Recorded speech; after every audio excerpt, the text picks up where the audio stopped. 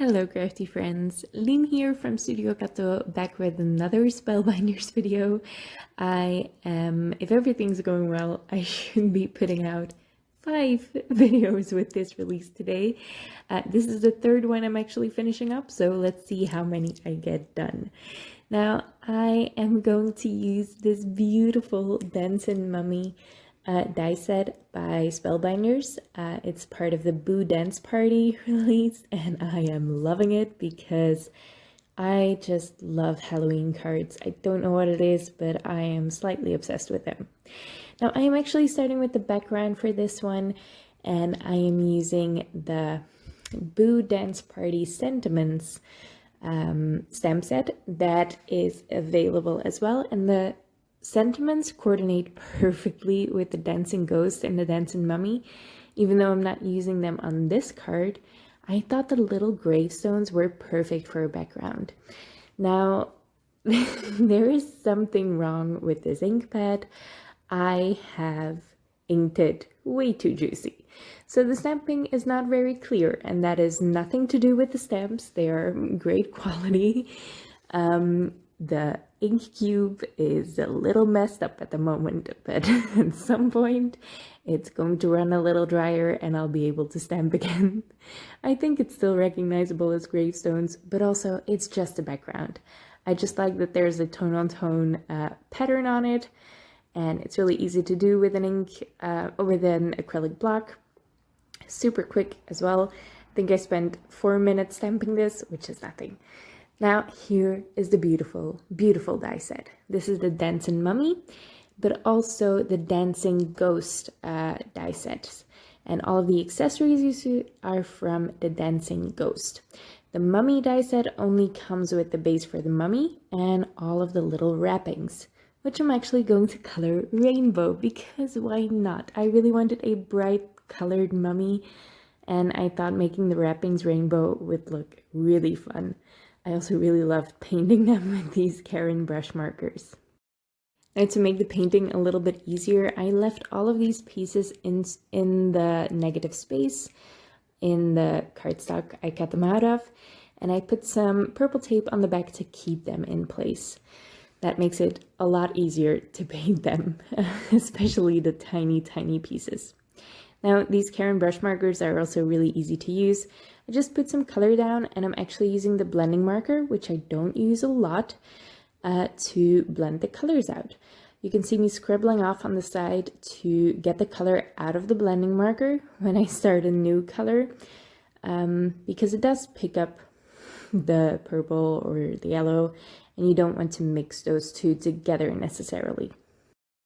Now, the process for all of these wrappings is the same. I put some color down around the edges and then blend it out with the blending marker. I'm not going to show you the whole process. I'd rather get into putting this card together because it's really, really fun.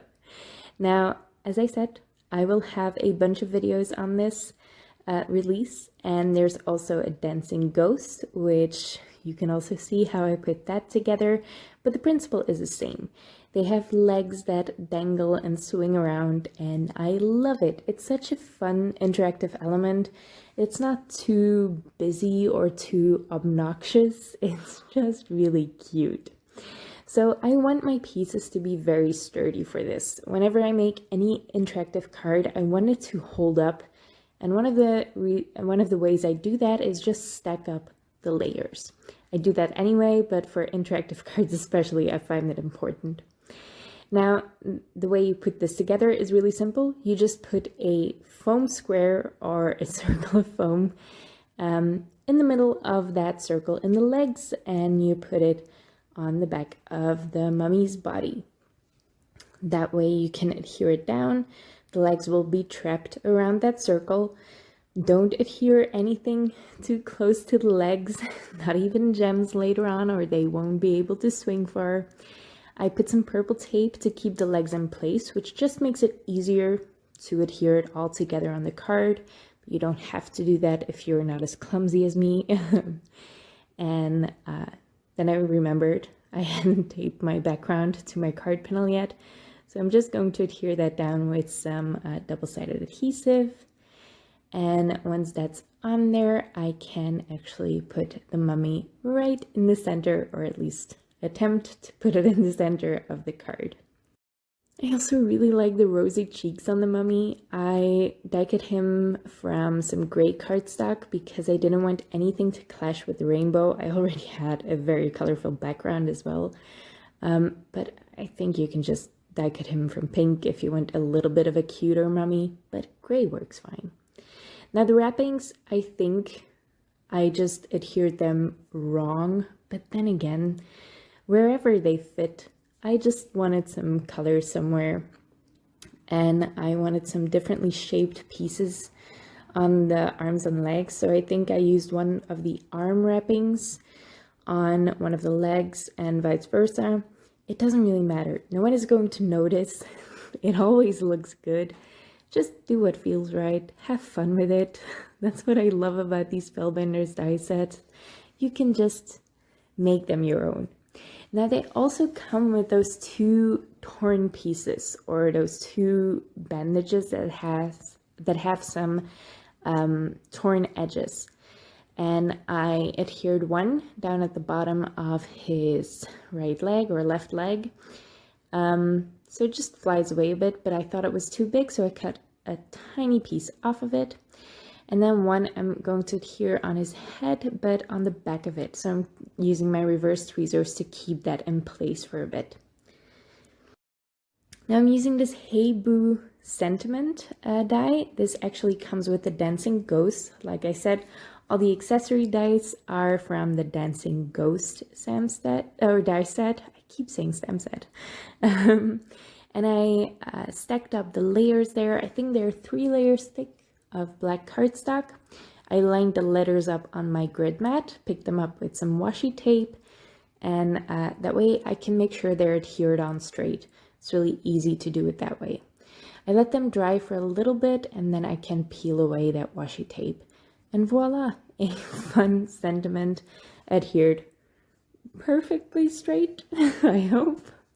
To finish it off, I am adding some ebony opal gems from Crafty Meraki. They look a little bit like an oil spill. They really look gorgeous.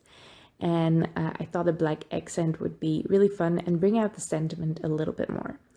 To bring out the sentiment even more, I am using some Nuvo drops. I think they're also called ebony. It's the black color. Just covered the sentiment with that. You can also use glossy accents, but mine always clogs. So whenever I can use Nuvo drops, I will use those. Yeah, and here you can see the card I made for the Dancing Ghost that I said as well. Again, you can find those videos in the description below.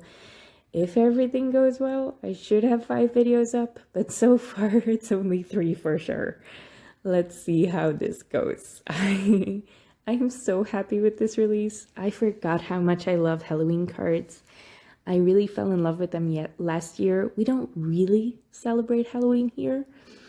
I mean, we know what it is, obviously, but it's definitely not a card sending occasion. No one goes trick-or-treating. But there's something about the color scheme and the subject matter that just really inspires me for card making. And I got in my craft room with this release and made 7 cards at once.